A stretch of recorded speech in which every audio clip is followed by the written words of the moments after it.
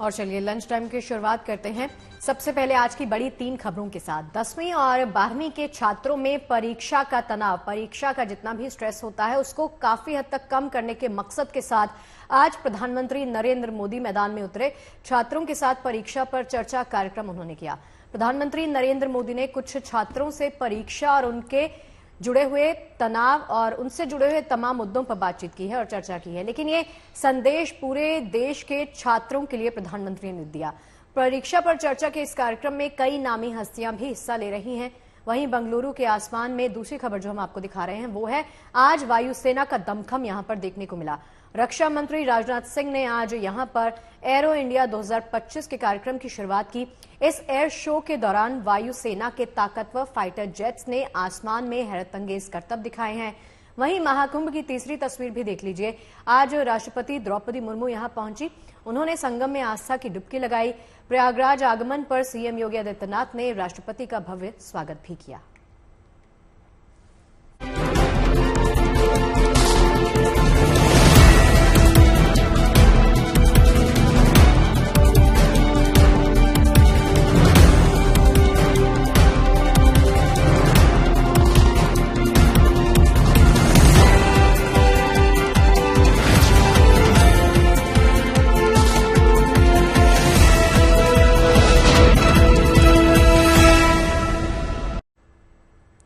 बेंगलुरु के आसमान में आज हिंदुस्तान के शौर्य और पराक्रम की गूंज सुनाई दे रही है। रक्षा मंत्री राजनाथ सिंह ने आज यहां एरो इंडिया 2025 की शुरुआत की। 4 दिनों तक चलने वाले इस एयर शो में पूरी दुनिया हिंदुस्तान की हवाई ताकत की मिसाल देखेगी। आज इस एयर शो की शुरुआत में वायुसेना के ताकतवर हेलीकॉप्टर और फाइटर जेट्स ने आसमान में हैरत अंगेज करतब दिखाए। कार्यक्रम की शुरुआत में 3 Mi-17 हेलीकॉप्टर्स के साथ हुई। इनके बाद ALH हेलीकॉप्टर्स ने आसमान में अपनी रफ्तार दिखाई। जैगुआर, सुखोई 30, MKI, तेजस के साथ हिंदुस्तान में बने ट्रेनिंग एयरक्राफ्ट ने भी यहां अपनी काबिलियत का प्रदर्शन किया। देखिए, ये अलग अलग फाइटर जेट्स की तस्वीरें हम आपको दिखा रहे हैं और किस तरीके से हिंदुस्तान का दम इसमें दिखाया गया है। एरो इंडिया 2025 की ये तस्वीर आप देख रहे हैं जिसमें कि तेजस, Mi-17, ALH को आप देख सकते हैं। इसके अलावा सुखोई भी आपको चौथी तस्वीर में नजर आएगा, जैगुआर। ये तमाम फाइटर जेट्स हिंदुस्तान की ताकत को दर्शाते हुए।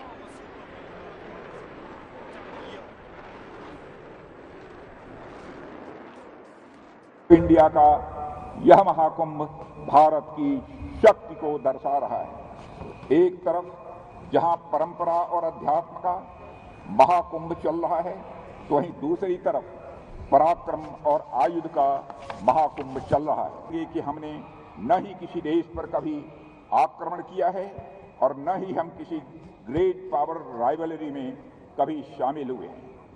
एक बड़े देश के रूप में भारत हमेशा से शांति और स्थिरता का हिमायती रहा है और आज जब मैं यह कह रहा हूं, यह सिर्फ कहने की बात नहीं है बल्कि यह हमारे मौलिक आदर्श की बात है।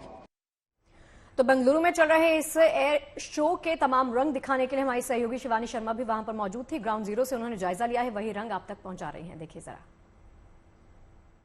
बेंगलुरु में एरो इंडिया के दौरान आप देख रहे हैं कि किस तरह से भारत की वायुसेना का दमखम, उनका शौर्य, उनका कौशल और उनकी निडरता दिखाई दे रही है। सूर्य किरण एरोबैटिक टीम यहां पर करतब दिखा रही है। ये 9 जहाज एक साथ पूरी अलग अलग फॉर्मेशंस के साथ दिखा रहे हैं कि कितना अनुशासन हवा में भी इन्होंने साध रखा है, क्योंकि जो शेप इन्होंने बनाया है उसे आप देखिए लगातार हवा में इसी तरह से इतनी ही दूरी पर नजर आएंगे। और सूर्य किरण टीम के बारे में अगर हम आपको बताएं तो ये टीम कई देशों में अलग अलग एयर शोज करती है। देश के साथ साथ दुनिया में इनके तमाम पसंद करने वाले लोग हैं और दुनिया भर से लोग यहाँ एरो इंडिया में शामिल होने आए हैं। बेंगलुरु में इस 15वें संस्करण में 900 से ज्यादा एडिशंस जो हैं, जो 900 से ज्यादा एग्जिबिटर्स हैं वो यहाँ पर मौजूद हैं। 150 से ज्यादा देशों के लोग यहाँ पर मौजूद हैं और इस वक्त जब उद्घाटन समारोह के बाद एरो इंडिया में करतब दिखा रहे हैं ये अलग अलग विमान, तो हर कोई टकटकी लगाकर इनकी तरफ आसमान में देख रहा है। और अगले 4 दिन लगातार एरो इंडिया इसी तरह से चलता रहेगा और पहली बार रूस का Su-57 और अमेरिका का F-35 भी यहां भारतीय विमानों के साथ हवा में अपना करतब दिखाएगा। कैमरा पर्सन प्रदीप के साथ शिवानी शर्मा, GNT के लिए बेंगलुरु से। बेंगलुरु में चल रहा एयर शो भारत की हवाई ताकत की मिसाल बन गया है। आज सुबह जब वायुसेना के लड़ाकों ने आसमान में उड़ान भरी तो सभी की नजरें इन्हीं पर टिक गईं। इस एयर शो में वायुसेना के पायलट्स ने जता दिया कि उनके हुनर का मुकाबला कोई नहीं कर सकता। एयर शो में एक के बाद एक फॉर्मेशन ने इस बात का प्रमाण दिया कि भारतीय वायुसेना दुनिया की अव्वल वायुसेनाओं में शामिल है। इस फॉर्मेशन के लिए बरसों की ट्रेनिंग, कड़ी मेहनत और उड़ान में बेमिसाल हुनर की जरूरत पड़ती है। हर फॉर्मेशन की एक खासियत होती है। एक फॉर्मेशन में कौन कौन से विमान शामिल होंगे ये काफी सोच समझ कर तय किया जाता है। ये फॉर्मेशन कुछ खास मकसद के लिए बनाए जाते हैं। इंडियन कोस्ट गार्ड के डार्नर प्लेन रक्षक फॉर्मेशन में आसमान से समुद्री सीमाओं की पहरेदारी की जाती है। तो देखिए, ये हवाई फॉर्मेशन की तमाम वो तस्वीरें हम दिखा रहे हैं जो एरो इंडिया 2025 में दिखाई गई और ये बताया गया कि हिंदुस्तान की वायुसेना किसी से भी कम नहीं है। अलग अलग फाइटर जेट्स की ये तस्वीरें हम आपको दिखा रहे हैं और अलग अलग फॉर्मेशन इन फाइटर जेट से कैसे बनाया गया है, चाहे वो रक्षक फॉर्मेशन हो, योद्धा फॉर्मेशन हो या वरुण फॉर्मेशन हो, वो आप इन तस्वीरों में साफ तौर पर देख सकते हैं। और चलिए इसी के साथ अब आगे बढ़ते हैं और बात कर लेते हैं महाकुंभ के महापर्व की। देखिए, प्रयागराज में चल रहे महाकुंभ में नेताओं और दिग्गजों के पहुंचने का सिलसिला लगातार जारी है। अब से थोड़ी देर पहले राष्ट्रपति द्रौपदी मुर्मू प्रयागराज पहुंची। उनके साथ सीएम योगी आदित्यनाथ और राज्यपाल आनंदीबेन पटेल भी मौजूद रहीं। बोट से सफर करते हुए राष्ट्रपति द्रौपदी मुर्मू का काफिला संगम तट तक पहुंचा। पूरी आस्था और श्रद्धा भाव के साथ राष्ट्रपति द्रौपदी मुर्मू ने संगम में 3 डुबकी लगाई। भगवान सूर्य को अर्घ्य देती हुई वो देखी गई। इसके बाद द्रौपदी मुर्मू ने मां गंगा का पूजा अर्चन भी किया। राष्ट्रपति अक्षय वट और लेटे हनुमान जी मंदिर में दर्शन पूजन भी करेंगे। ये भी कार्यक्रम रहने वाला है। राष्ट्रपति शाम 4 बजे तक प्रयागराज में रहेंगी। द्रौपदी मुर्मू देश की दूसरी राष्ट्रपति हैं जिन्होंने महाकुंभ में स्नान किया। इससे पहले की बात कर ली जाए तो 1954 में देश के प्रथम राष्ट्रपति डॉक्टर राजेंद्र प्रसाद ने भी महाकुंभ में स्नान किया था। 3 तस्वीरें आपके टीवी स्क्रीन पर आपको दिखा रहे हैं। राष्ट्रपति देश की महामहिम आज यहाँ पर पहुंचे और आस्था की डुबकी लगाती हुई वो दिखी गई हैं। साथ में ही आला अधिकारी भी उनके साथ मौजूद थे। सीएम योगी आदित्यनाथ को आप देख सकते हैं, आनंदीबेन को इन तस्वीरों में आप देख सकते हैं, जहां पर गंगा तट पर उन्होंने सबसे पहले तो आरती की, सूर्य देवता को अर्घ्य देती हुई वो देखी गई और तमाम तस्वीरें और तमाम रंग आपके सामने।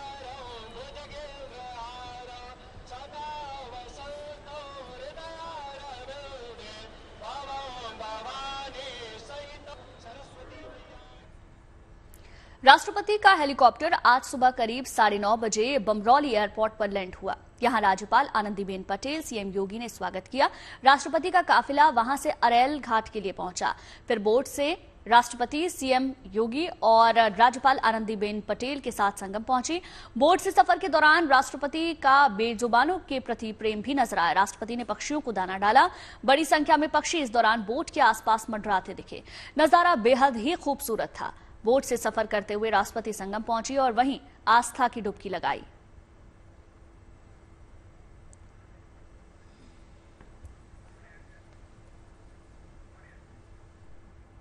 और देखिए, इससे पहले आज उत्तराखंड के सीएम पुष्कर सिंह धामी ने भी संगम में आस्था की डुबकी लगाई। सीएम अपने पूरे परिवार के साथ रविवार को प्रयागराज पहुंचे थे।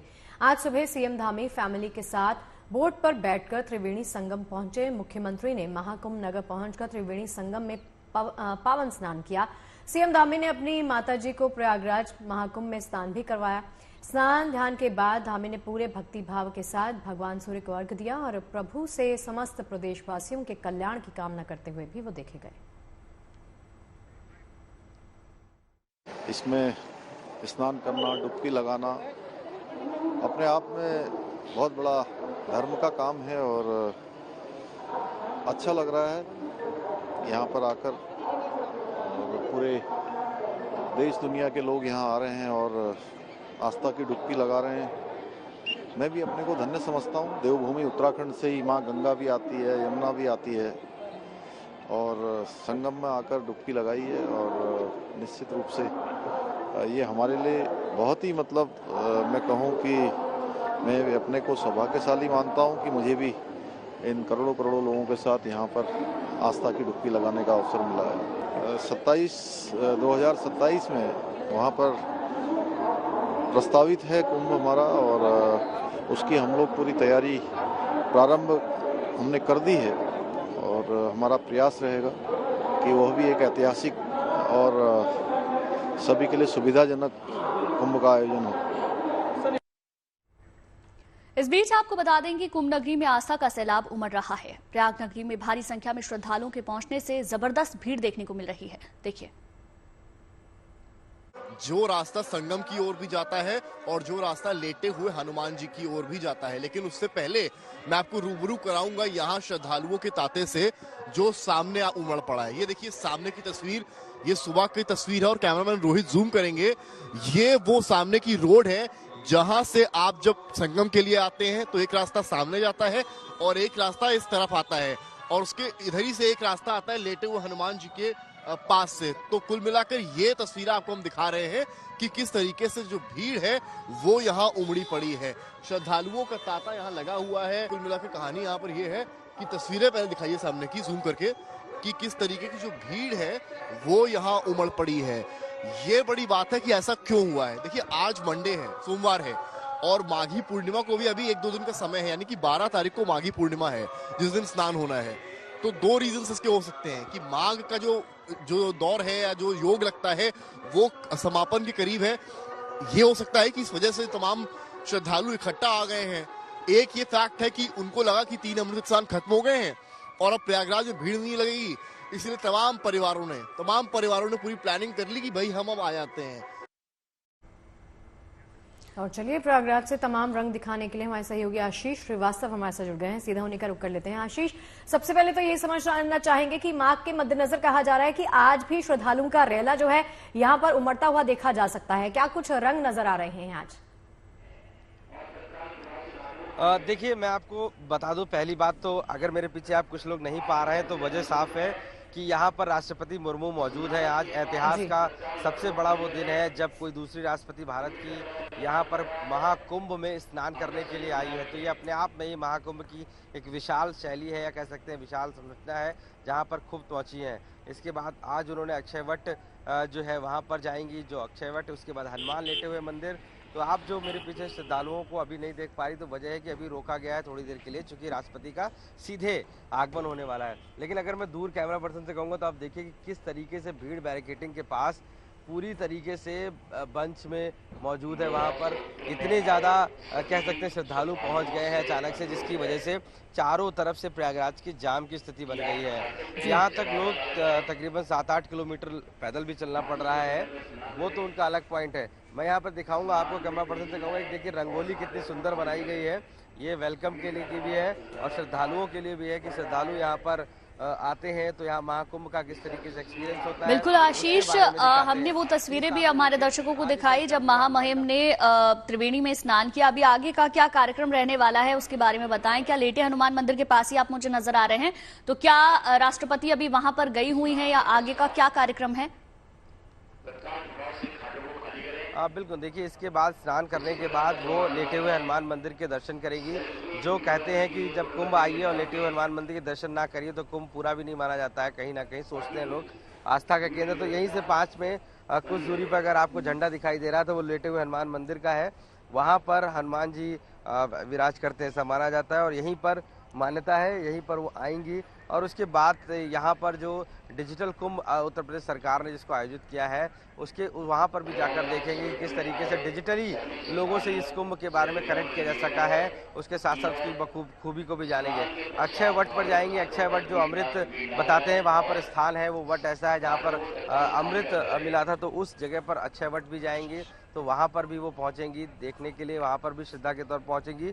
तो साफ तौर से जो द्रौपदी मुर्मू का ये दौरा है ये बहुत महत्वपूर्ण है और उस समय भी जब कह सकते हैं कि उत्तर प्रदेश में पूरे इस महाकुंभ को लेकर चर्चा का विषय बना हुआ है। और दूसरी बात है कि पूरे देश भर से श्रद्धालु, ना कि सिर्फ उत्तर प्रदेश से लेकिन अलग अलग पूरे देश भर से श्रद्धालु एक और जानकारी निकलकर सामने आ रही है, आप बता सकते हैं कि सही है या नहीं। कहा जा रहा है कि आज जाम का बहुत सामना करना पड़ रहा है तमाम श्रद्धालुओं को। कई घंटों तक लगातार वो जाम में फंसे हुए हैं, ऐसा कुछ है क्या वहां पर?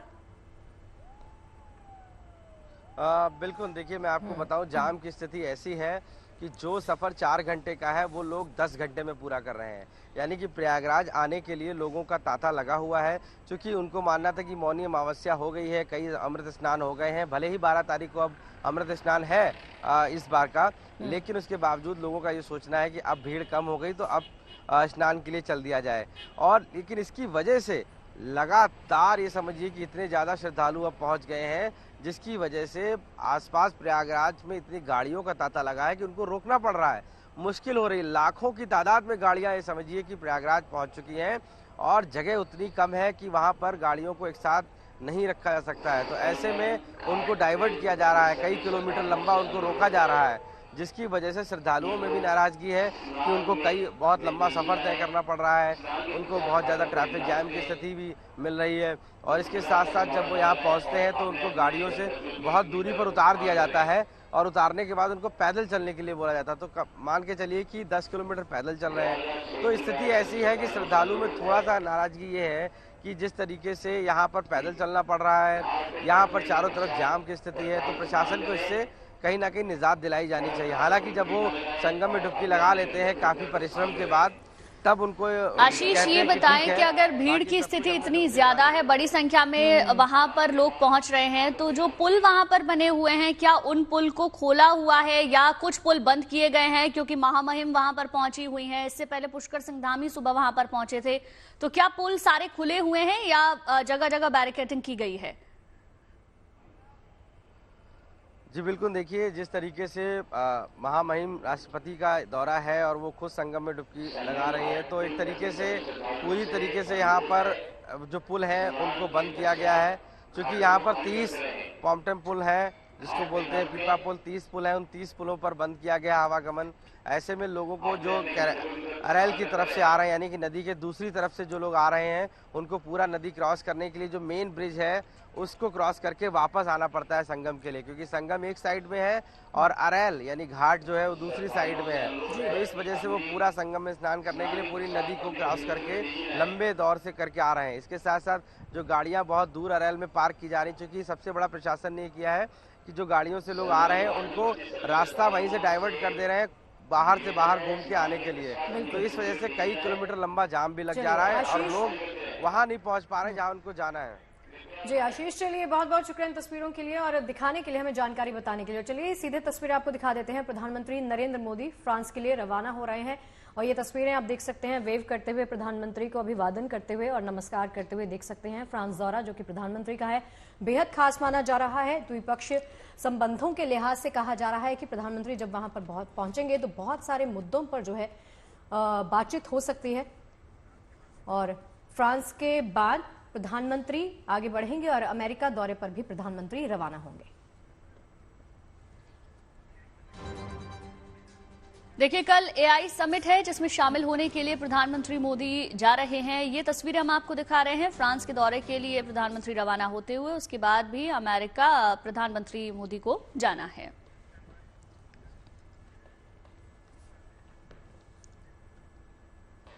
और चलिए अब रुक कर लेते हैं महाकुंभ का। संगम की रेती पर लगातार भक्तों का उत्साह और उमंग देखने लायक है। महाकुंभ में इस बार रिकॉर्ड भक्तों ने संगम में स्नान किया। अब 12 फरवरी को माघ पूर्णिमा पर 50 करोड़ लोगों के स्नान करने के कयास लगाए जा रहे हैं। वहीं प्रयागराज की इस अपार भीड़ के कारण शहर की सड़कों पर भीषण जाम लग गया है। ऐसे में अगर आप महाकुंभ जा रहे हैं तो हमारी ये रिपोर्ट आपके लिए देखना जरूरी है।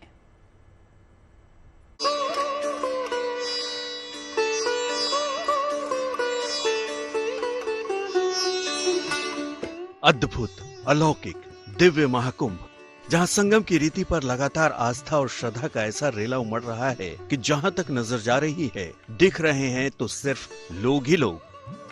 आज महाकुंभ का 29वां दिन है और महाकुंभ में स्नान का नया वर्ल्ड रिकॉर्ड बना है। तीर्थराज के संगम तट पर अब तक 43 करोड़ से ज्यादा श्रद्धालु आस्था की डुबकी लगा चुके हैं। पहले महाकुंभ में 40 करोड़ लोगों के स्नान करने का अनुमान लगाया गया था, लेकिन 28 दिन में ही 43 करोड़ से ज्यादा लोग डुबकी लगा चुके हैं। अभी 2 पर्व स्नान, माघी पूर्णिमा और महाशिवरात्रि बाकी है और अब माना जा रहा है कि 50 करोड़ लोग महाकुंभ में स्नान कर सकते हैं। सतना, कटनी, रीवा, कानपुर, चंदौली, वाराणसी, भदोही, मिर्जापुर, कौशाम्बी और प्रयागराज, ये तस्वीरें महाकुंभ में अलग अलग शहरों में जुट रही जबरदस्त भीड़ और महाकुंभ में महाजाम की है। स्नान करने के लिए महाकुंभ जाने वाले लोगों की संख्या बीती शाम इतनी हो गई कि वहां के सारे रास्ते ठप हो गए। घंटों घंटों तक लोगों को इंतजार करना पड़ा। साथ ही महाकुंभ के कारण यात्रियों की बढ़ती भीड़ को देखते हुए प्रयागराज संगम स्टेशन को अगले आदेश तक बंद कर दिया गया है। प्रयागराज संगम स्टेशन पर बहुत ज्यादा भीड़ हो गई थी। इसके बाद श्रद्धालुओं की भीड़ और उनकी सुरक्षा को देखते हुए ये फैसला लिया गया है। अगले आदेश तक प्रयागराज संगम स्टेशन को बंद रखने के निर्देश दिए गए हैं। प्रयागराज में लगे महाकुंभ की तरफ जाने वाले कई रास्तों में जबरदस्त जाम लगा हुआ है। अगर इस वक्त आप महाकुंभ जाने का प्लान बना रहे हैं तो आपको ध्यान देना होगा, क्योंकि जो रास्ते महाकुंभ की तरफ जा रहे हैं वहां जाम कितना लंबा है ये जानना आवश्यक है। मैप के जरिए आपको बताएं तो लखनऊ से होते हुए रायबरेली से जब लोग आगे बढ़ रहे हैं तो उन्हें जाम का सामना करना पड़ रहा है। रायबरेली से आगे बढ़ते ही 4 किलोमीटर का लंबा जाम है। वहीं प्रतापगढ़ से महाकुंभ तक 11 किलोमीटर तक का लंबा जाम है। वहीं कौशाम्बी से 4 किलोमीटर तो चित्रकूट से प्रयागराज तक 6 किलोमीटर का जाम है। रीवा से 12 तो मिर्जापुर से 6 किलोमीटर का रास्ता जाम से पटा है। यही नहीं, भदोही वाले रास्ते से आने पर 2 किलोमीटर तो वाराणसी से 7 किलोमीटर और जौनपुर के रास्ते से 8 किलोमीटर के लंबे जाम का सामना करना पड़ रहा है। दूसरी तरफ मेला क्षेत्र से श्रद्धालु सरकारी बसों का इस्तेमाल कर घर को भी लौट रहे हैं। लौटते हुए मुश्किलों के बावजूद वो महाकुंभ की व्यवस्थाओं की तारीफ करते नहीं थक रहे। वहीं जो श्रद्धालु अभी आ रहे हैं वो तो सार्वजनिक शटल सेवा का इस्तेमाल कर संगम पहुंच रहे हैं। वैसे उनको पैदल भी काफी चलना पड़ रहा है, लेकिन मां गंगा के लिए आस्था और 144 साल बने महासंयोग के चलते वो चाहे जितना पैदल चलना पड़े संगम में ही आस्था की डुबकी लगाना चाहते हैं। योगी सरकार का काम बहुत अच्छा है। उन्होंने जो ये गाड़ियां लगा रखी हैं ये बहुत अच्छे तरीके से लगा रखी हैं। बस बहुत फायदेमंद है, लोगों की बहुत मदद कर रही है। हाँ, बस थोड़ा पब्लिक ज्यादा हो जा रही है, बाकी व्यवस्था बहुत बढ़िया है। सरकार ने इतने अच्छे प्रबंध किए हुए हैं, यूपी गवर्नमेंट ने, इनकी जितनी प्रशंसा की जाए उतनी कम है। बहरहाल महाकुंभ के इस अलौकिक पर्व में जहां संगम तट पर श्रद्धालुओं का सागर उमड़ रहा है तो वहीं संगम पर साइबेरिया से प्रवासी पक्षी भी अपना डेरा महाकुंभ में लगाए हुए हैं और यहां आए श्रद्धालुओं को मोहित कर रहे हैं। वो यहां इन्हें दाना खिलाकर खुश हैं। महाकुंभ में आस्था की डुबकी लगाने के लिए अत्यंत शुभ घड़ी माघी पूर्णिमा 12 फरवरी को आने वाली है, जब 5वां स्नान पर्व होगा। माघी पूर्णिमा के स्नान के साथ ही संगम पर कल्पवास भी संपन्न होगा। लिहाजा कल्पवासी इसी दिन त्रिवेणी में डुबकी लगाकर अपने घरों के लिए प्रस्थान करेंगे। तो इस बार महाकुंभ के दौरान जो लोग पिछले 4 स्नान पर्व पर कुंभ स्नान से वंचित रहे हैं वे माघी पूर्णिमा पर जरूर संगम में डुबकी लगाना चाहेंगे और इसीलिए साधु संतों के अखाड़ों के प्रस्थान के बावजूद कुंभ नगरी में काफी भीड़ रहने की संभावना है, क्योंकि इसके बाद इस महाकुंभ में स्नान पर्व का अंतिम अवसर केवल 26 फरवरी यानी महाशिवरात्रि के दिन ही मिलेगा, जिसके बाद इस बार का यहाँ महाकुंभ संपन्न हो जाएगा। प्रयागराज से आनंद राज, पंकज श्रीवास्तव और आशीष श्रीवास्तव के साथ bureau report, good news today. देखिए, प्रयागराज महाकुंभ में श्रद्धालुओं के साथ साथ कई सोशल मीडिया इन्फ्लुएंसर्स भी डुबकी लगाने यहां पर पहुंच रहे हैं। इन्हीं में अब नया नाम मशहूर ट्रैवल इन्फ्लुएंसर तान्या खानीजोफ का भी जुड़ गया है। उन्होंने भी आस्था की डुबकी यहां पर लगाई है। तान्या के मुताबिक उन्हें भी संगम नगरी का ये मेला अपनी तरफ आकर्षित किया, तो वो यहां पर आकर काफी खुश हैं। तान्या के सोशल मीडिया पर 1 मिलियन यानी 10 लाख से ज्यादा फॉलोअर्स हैं। तान्या खानीजू ये ट्रैवल इन्फ्लुएंसर है, आप महाकुंभ आई हैं। सबसे पहले तो मुझे बताइए अपना एक्सपीरियंस, पिछले 24 घंटे आप यहाँ पर रही हैं जी, क्या महसूस किया आपने? मुझे यहाँ पे सबसे अच्छा लगा जो एक सामूहिक सा माहौल बना हुआ है ना, यहाँ पे सब लोग बस एक दृढ़ निश्चय के साथ आए हैं कि हमें बस ये महाकुंभ तो अपने लाइफ में एक बार एक्सपीरियंस करना है और एक बार वो जो डुबकी लगानी है संगम पे। तो मुझे वो माहौल देख के बहुत अच्छा लगा एंड बाकी व्यवस्था वगैरह भी देख के अच्छा लगा। मेरे को लगता है कि एक तरह से ना एक स्पिरिचुअलिटी का मैंने एक बहुत महत्वपूर्ण लेसन सीखा अपनी लाइफ में कि अटैचमेंट ना उन चीज़ों से करिए जो एक्सपीरियंस आपको देते हैं, जो आपको एक तरह से लाइफ का एक नया दृश्य देते हैं, बल्कि मटेरियल चीज़ों से मत रखिए। तो मेरे को ऐसा लगता है कि मैं जितना डिटैच्ड फील करती हूँ ना मटेरियल चीज़ों से, कि हाँ अच्छा लगता है एक कोई अच्छा चीज़ एक्सपीरियंस करने में, कोई लग्जरी एक्सपीरियंस करने में, कोई फ्लाइट एक्सपीरियंस करने में, लेकिन मुझे ऐसा लगता है कि मैं जितना उससे डिटैच रहती हूँ मुझे उसमें ज़्यादा संतुष्टि मिलती है। ट्रैवल इन्फ्लुएंसर हैं, तमाम लोग इनको फॉलो करते हैं, महाकुंभ आई हैं और कहीं ना कहीं अमृत स्नान लिया है। कैमरामैन रोहित के साथ समझ श्रीवास्तव। और अब बारी है आज के आर्टिफिशियल इंटेलिजेंस यानी कि एआई स्टोरी की।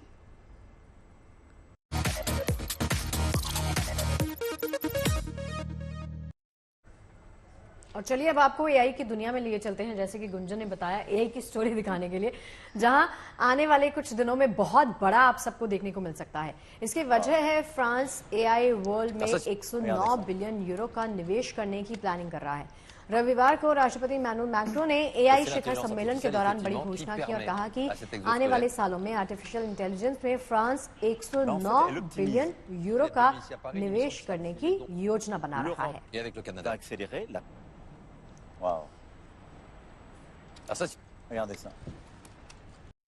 और चलिए अब आपको ऐसी तस्वीर दिखाते हैं जिसे देखकर आपको विदेश की अनुभूति हो सकती है, लेकिन ये तस्वीरें हमारे देश की ही हैं।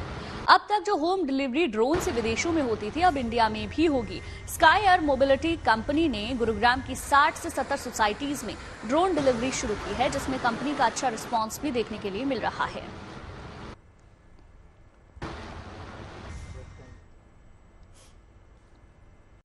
गुंजन भूख लग रही है? थोड़ी थोड़ी। क्या खाना चाहते हैं, मीठा या नमकीन? जल्दी बताओ। नमकीन। नमकीन, लेकिन हम मीठा दिखाएंगे। ये स्टोरी आप सबके लिए है जिनको स्वीट्स खाने का शौक है।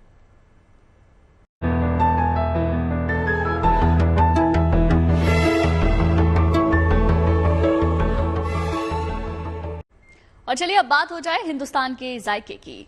तो आज हम आपको खिलाएंगे कुल्फी। भले ही गर्मियों में कुल्फी ज्यादातर लोग खाते हैं, लेकिन सर्दी में कुल्फी का स्वाद एक अलग ही एहसास देता है। सोचिए गुलाबी सर्दी में ठंडी ठंडी कुल्फी खाना, और ये गुलाबी सर्दी अगर गुलाबी शहर जयपुर की हो तो क्या ही बात है। चलिए आज कुल्फी का ऑथेंटिक टेस्ट लेते हैं। सफर गुलाबी शहर के त्रिपोलिया बाजार का करते हैं, जहां के रामचंद्र कुल्फी भंडार की तीसरी जनरेशन आपकी खिदमत का इंतजार कर रही है। हम तो आते रहते हैं, जब भी मार्केट आते हैं यहाँ पर जरूर आते हैं खाने के लिए। केसर पिस्ता का टेस्ट है, ड्राई फ्रूट्स भी इसमें बहुत अच्छे से हैं। गुलाबी शहर में गुलाबी सर्दी का आनंद लेना ही कुछ और है।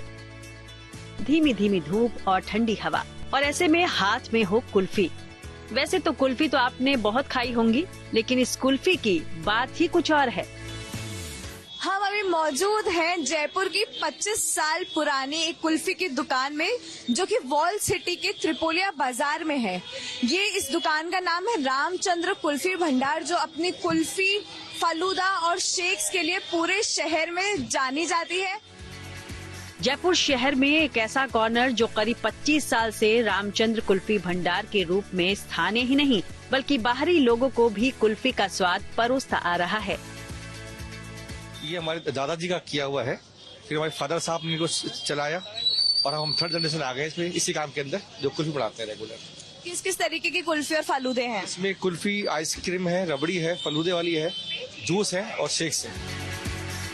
कुल्फी समेत कई और पेय पदार्थों को रोजाना एंजॉय कर रहे लोगों की नजर में रामचंद्र कुल्फी भंडार पर मिलने वाली कुल्फी की बात ही जुदा है। वीकडे पे अभी हम यहाँ पे आए हैं और भीड़ से बिल्कुल अंदाजा नहीं लगाया जा सकता है कि आज एक नॉर्मल वर्किंग डे है। यहाँ की कुल्फी को जयपुर के लोग इतना ज्यादा पसंद कर रहे हैं। कुल्फी के इस बेस्ट डेस्टिनेशन पर वैसे तो कई वैरायटीज आपको मिल जाएंगी, लेकिन यहाँ लोगों को देसी रबड़ी कुल्फी का स्वाद खूब भाता है। तो सबसे ज्यादा हर जगह के एक बेस्ट सेलर होता है, तो आपके यहाँ पे सबसे बेस्ट या सबसे ज्यादा बिकने वाली कुल्फी कौन सी? वो रबड़ी कुल्फी होती है, जो प्रॉपर ऑथेंटिक कुल्फी होती है, हमारी पत्ते पे दी जाती है। रबड़ी कुल्फी इस तरह से आती है, जो वो रबड़ी कुल्फी होती है। प्योर दूध से यहाँ कुल्फी को बेहद अनोखे तरीके से बनाया जाता है। कई वेराइटीज की कुल्फी का संसार मानो यहाँ बसा है, जिसके स्वाद के मुरीद केवल जयपुर वाले ही नहीं बल्कि बाहर से आए लोग भी हैं। ट्राई करिए, मुझे मटका कुल्फी ज्यादा अच्छी लगती है, इसलिए मैं मटका कुल्फी खाती हूँ। मैं कॉलेज टाइम में थी इधर आती थी। यहाँ पर मेरे को मतलब यहाँ की जो चीज है ना वो मेरे को अजमेर में भी आज तक नहीं मिली है, और जिसको मैं मिस करती हूँ। इसी वजह से मैं अपनी बेटी के साथ यहाँ आई हूँ। ये एक्चुअली मेन हमें सुना है कि केसर मिलता है रियल में, तो उसका स्वाद लेने के लिए हमने ट्राई किया आज। अब जब लोगों को यहाँ की कुल्फी का स्वाद इतना भा रहा है तो हमसे भी रहा नहीं गया और चलते चलते कुल्फी का टेस्ट हमने भी ले लिया। सच में जो प्योरिटी का टेस्ट होता है वो इस कुल्फी में साफ साफ आ रहा है। केसर पिस्ता का टेस्ट है, ड्राई फ्रूट्स भी इसमें बहुत अच्छे से हैं, स्वीटनेस बिल्कुल अच्छी है और जो रिफ्रेशिंग फील हो रहा है, क्योंकि हम भी काम कर रहे हैं, धूप भी है, ठंड भी है, तो एक रिफ्रेशिंग फीलिंग जो होती है वो इस कुल्फी में बहुत अच्छे से है। बेशक रामचंद्र कुल्फी भंडार पर कुल्फी के अनोखे और दिलचस्प स्वाद मिलेंगे, जिनको चखने के लिए ही यहाँ भीड़ कभी कम नहीं रहती, फिर चाहे ठंडा मौसम ही क्यों न हो। जब कोई शॉप फेमस हो जाती है तो उसकी प्राइस बढ़ जाती है, पर यहाँ पे हम देख रहे हैं कि सब कुछ बहुत ज्यादा अफोर्डेबल है, इसीलिए ज्यादा पसंद किया जा रहा है। और लोगों का यही मानना है कि जब भी ओल्ड सिटी में हम आते हैं तो ये स्टॉपेज तो जरूर आता ही है, यहाँ हम आते ही हैं। कैमरामैन मनीष के साथ rhythm Jain, good news today Jaipur. अगर आप नीदरलैंड और कश्मीर की वादियों में मन को मोहने और आंखों को सुकून देने वाले खूबसूरत ट्यूलिप फूलों को देखना चाहते हैं और आपको वहां जाने की जरूरत लग रही है, तो आपको जाने की जरूरत नहीं है, क्योंकि इस तरह के आनंद का मजा आप यहीं पर देश में उठा सकते हैं। वसंत के इन दिनों में उत्तर से लेकर दक्षिण तक फ्लावर शो अपनी महक से दर्शकों को अपनी तरफ आकर्षित कर रहे हैं। दिल्ली में नीदरलैंड हाउस का गार्डन जहां ट्यूलिप से लहलहा रहा है, तो वहीं कोयम्बटूर में कोवई फ्लावर्स की खूबसूरती बोटैनिकल गार्डन में चार चांद लगा रही है।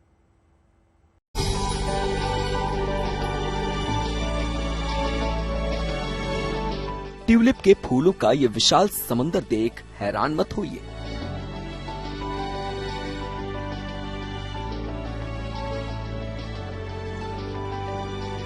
ये ना तो नीदरलैंड की तस्वीरें हैं और ना ही कश्मीर की, बल्कि सतरंगी ट्यूलिप का ये गार्डन दिल्ली में रंगत बिखेर रहा है।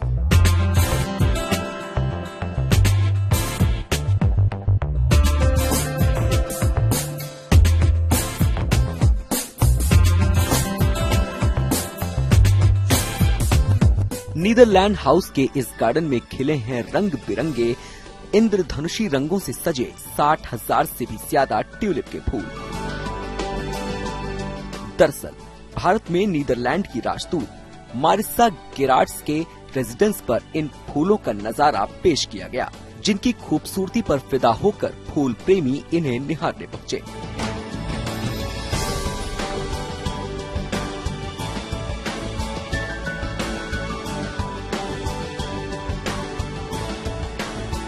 मेरे पीछे और आसपास जो आप फूल देख रहे हैं ये ट्यूलिप है। कोई लोग बहुत ज्यादा नेचुरल रिट्रीट लेना चाहता है या फिर पिक्चर फोटोग्राफी का बहुत शौक है, तो ये आई थिंक सबसे बेस्ट है। नीदरलैंड की राजपूत ने ट्यूलिप को भारत और नीदरलैंड के बीच मित्रता का प्रतीक बताया। You know, the thing is, you can see that they grow at different moments in time. So it started with the yellow ones, which is our tulip between the Netherlands and India. It's our tulip of friendship.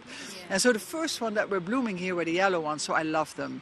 And then the one came up with the two colors, which was also a special tulip in our relationship.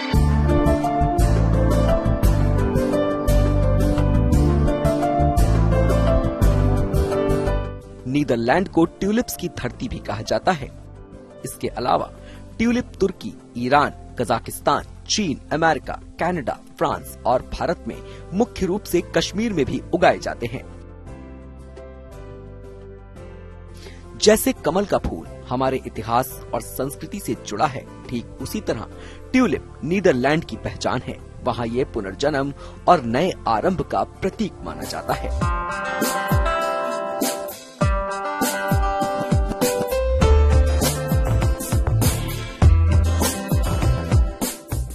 फूलों की ये बहार सिर्फ उत्तर में ही नहीं, दक्षिण में भी खुशबू बिखेर रही है। ये कोयम्बटूर की तस्वीरें हैं। यहाँ तमिलनाडु एग्रीकल्चर यूनिवर्सिटी के बोटैनिकल गार्डन में कोवाई फ्लावर शो आयोजित किया गया।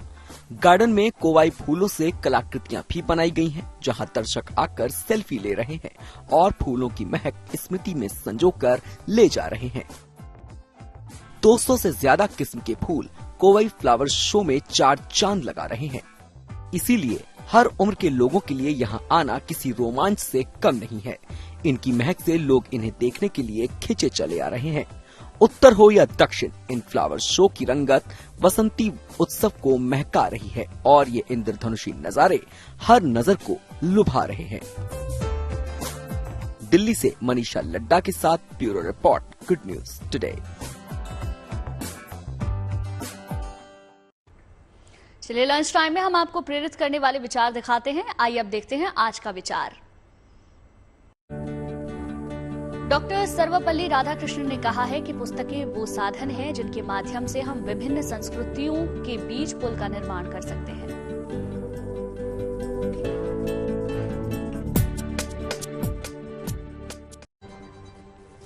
उम्मीद करते हैं खबरों के इस लंच टाइम में आपको पेट भर जानकारियां जरूर मिली होंगी। और चलिए इस वादे के साथ छोड़ जाते हैं, मुलाकात होगी आप सभी के साथ अब कल। अपना ख्याल रखिए और देखते रहिए जी।